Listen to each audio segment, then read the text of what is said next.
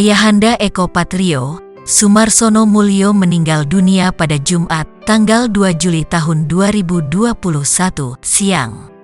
Eko menjelaskan bahwa sejumlah penyakit yang diderita sang ayah itu baru diketahui usai sang ayah terjatuh beberapa bulan yang lalu. Selain itu, diakui Eko bahwa sang ayah meninggal salah satunya karena memang faktor usia. Selain itu, Eko membeberkan meninggalnya sang ayah juga disebabkan penyakit Parkinson yang sudah dirawat selama 2 minggu di rumah sakit hingga akhirnya tutup usia siang ini.